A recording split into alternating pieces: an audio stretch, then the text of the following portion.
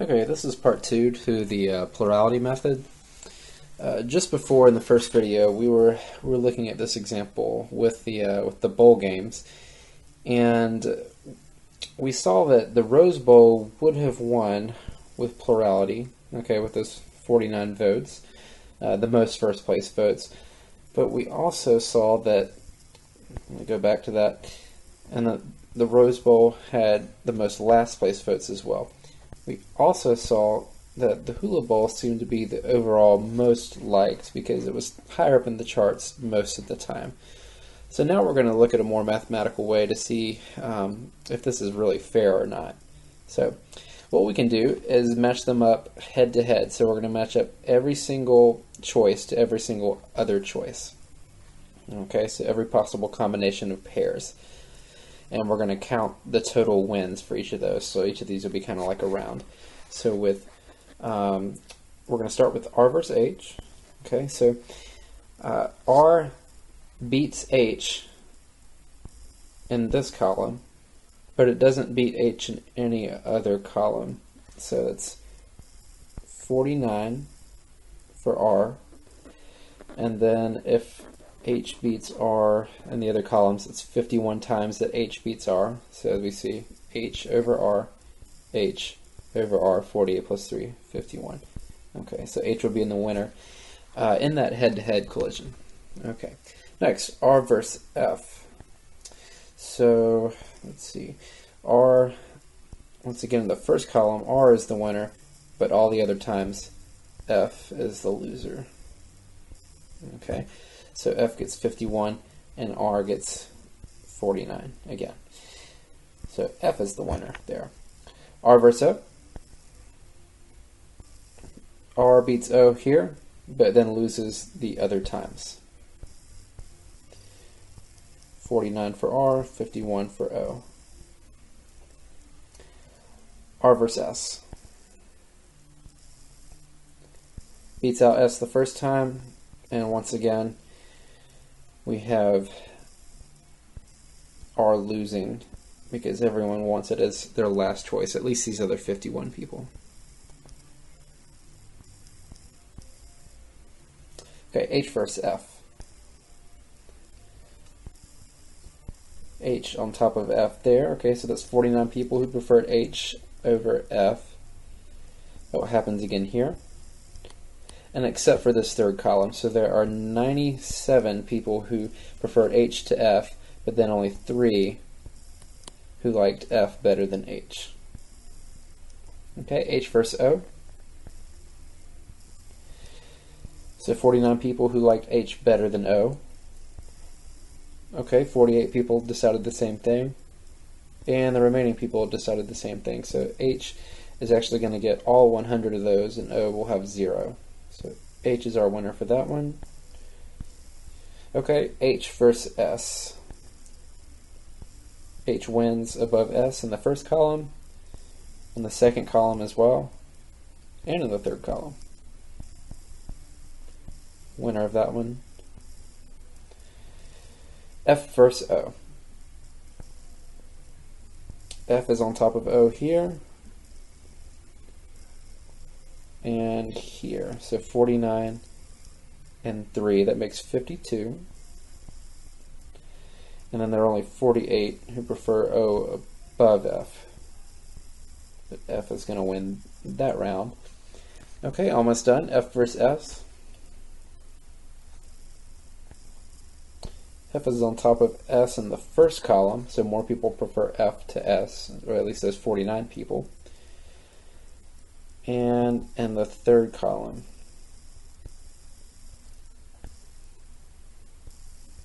So 49 plus 3, that's 52. And then these 48 people prefer S to F. So F is going to win that. And last, we have O and S. So here's O to S. And then S beats O the other 51 times. Sorry, it's looking a little messy here. So 49, that should be 51. So S is the winner there. And in the end, just look back at everything we've done, and it's the person who wins the most, or really not the person, the bowl, the one that never really loses. Okay, they win in every single head-to-head, and that candidate here is actually H. H never gets beaten in any head-to-head collision. So what we just did is find a Condorcet candidate, okay, and this is under the Condorcet criterion. If candidate X is preferred by the voters over each of the other candidates in a head-to-head comparison, then the candidate X should be the winner of the election. Okay, this isn't always going to happen, but when it does, it usually means that it's pretty fair to choose that candidate as the winner. Another vocab term in within this section is insincere voting, or strategic voting, and you've probably heard of this or seen it in elections before. So if we don't know that the candidate we really want even has a chance of winning, then and rather than just waste our vote on that smaller candidate, we're going to pick a candidate that's maybe a little more popular. So this happens a whole lot in presidential elections. For instance, back in 2008, when 2008, when Barack Obama was one of the popular candidates running for the Democratic Party. Here's another candidate, Jill Stein. Maybe not have heard of her. What happens is that people who do support her think, well, she's probably not going to win, so rather than waste our vote, we kind of like Obama, so we're just going to vote for him and help him get voted. If this hadn't happened, maybe another candidate would have won that primary. Hillary Clinton was pretty close, so if those people voting who wanted to vote for Jill Stein maybe had voted for Jill Stein, and maybe some other third-party candidates, this had happened too, there would have been a completely different runner for the Democratic Party. Let's go back to that bowl example.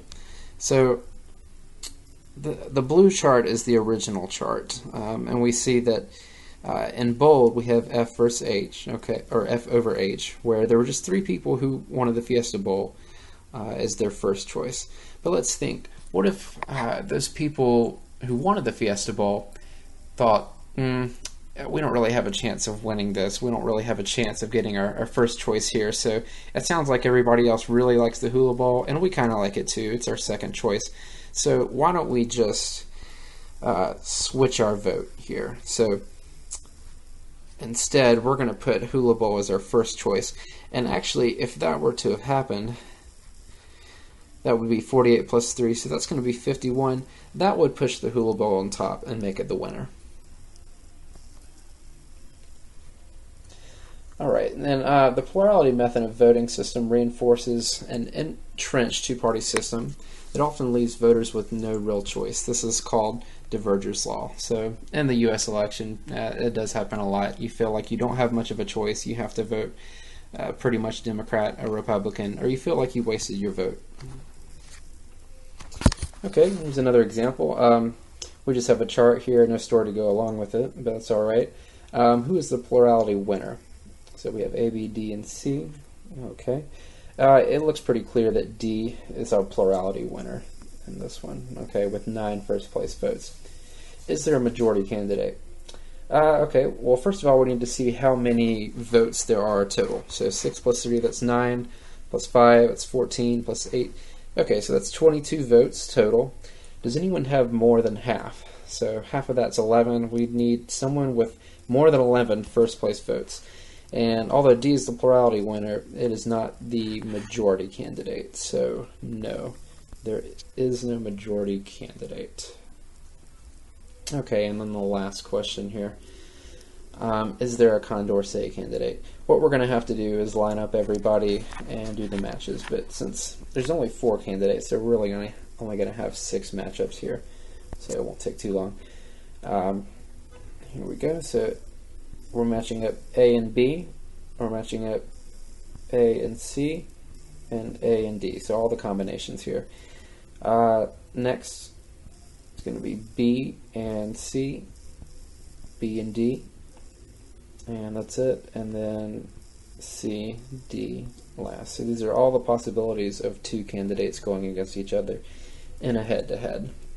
Alright, so for that first one, A, B, let's go over here, and when does A beat B? Well, it happens here, and it happens here, and here as well. So there's actually only 6 times where B wins, which would mean, so 22 minus 6, it's going to be 16. So A is clearly the winner in that head-to-head. So we're going to do this for all 6 of these collisions. A versus C. Let's pick a different color here. Let's see, so when does A beat C? It happens here. It also happens here, so that's 6 plus 2, that's 9 times so far. Okay, that makes 14 times. And except for the 8 times on the far right, where C is on top of A. So 8, 14. A is still the winner. A versus D. Okay, when does A beat D? That happens here, and it happens here. So 5 plus 8, that's 13. And then these other times, that makes 9.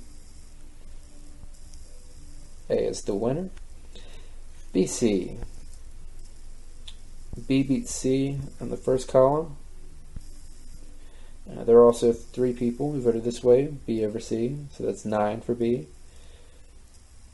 And that's it, so 9, which means C is going to beat B the other 13 times. Almost done. B to D. So let's see, when does B beat D? 5 times, and that is it. Okay, so D beats B the other 17 times.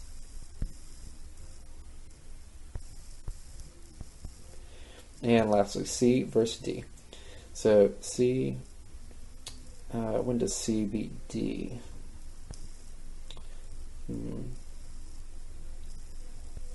Here. So 5 and 8. Okay, so 13 times. And that would make D 9. Oops. Okay, and so C is going to be our winner there. B was our winner here.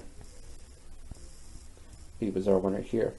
But notice the person that never loses, or the candidate that actually never loses, is A. So A will be our Condorcet candidate. So it may be the one that most fairly deserves to be the winner. Okay, last example. Consider an election with 456 voters and 7 candidates. Okay, what is the smallest number of votes that a plurality candidate could have? Okay, so we just need the most. All we need to do is we'll take our total. Let's divide it by the 7 candidates that we have. That comes out to be 65.1428. Okay, so if that's an even split, I just need a little bit more than an even split to make to be the winner. So we're just going to take this number and bring it up to the next whole number, which is 66. So we would need 66 votes to secure that win.